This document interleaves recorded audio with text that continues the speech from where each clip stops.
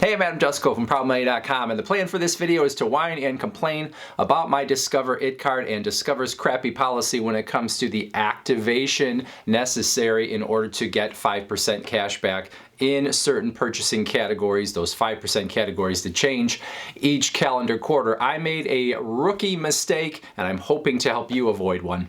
Now, if you have the Discover It card, you already know that you have to activate in order to get the 5% cash back in the designated 5% categories each calendar quarter. For the second quarter of 2023, those categories are restaurants and wholesale clubs. My plan to use the card only for restaurants in order to get the 5% on up to $1,500 of purchases at restaurants from April 1st through June 30th. So I dusted off my Discover card that I hadn't used in a while, and I started using it when I went out to eat.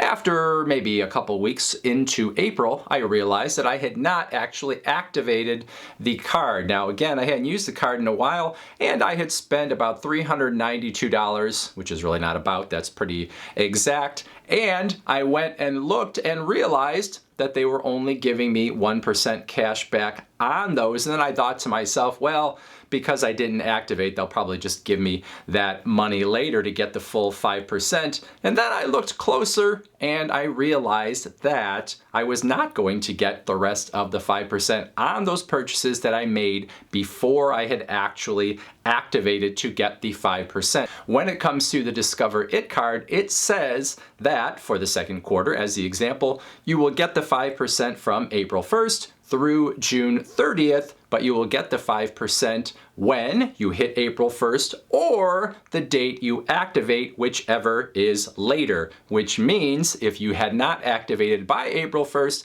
and you started using the card in the 5% category, but you had not activated, you were only going to get the 1% that that card would normally give for all of the other purchases, and you're only going to get the 5% for purchases in that 5% category going forward through the end of the quarter. And so that rookie mistake is going to end up costing me about $15 in rewards. I think the reason I sort of forgot about it is because Chase on its Freedom Flex card has a very different and better policy where when they have a 5% category, yes, you have to activate in order to actually get the 5%, but they're going to give you pretty much almost the whole time period within that quarter to activate up until like the last couple weeks of the quarter. And then all of the purchases that you made in the 5% category going all the way back to the beginning of the quarter will get you the 5%. So for example, in the second quarter, if you spent in the 5% categories, you don't have to activate until June 14th, and then you would get the 5% on any purchases going all the way back to April 1st that qualified for the 5%. Very different from what Discover offers. In my annoyance at Discover, I also went and looked at the US Bank Cash Plus card to see what their policy was. Now that is a card where you choose certain categories to earn 5% cash back and 2% cash back, and then everything else gives you 1% cash back, but you also have to do that choosing every calendar quarter. And it is sort of a similar policy to Discover in the fact that you have to do the choosing, so you do have to sort of activate in the same way.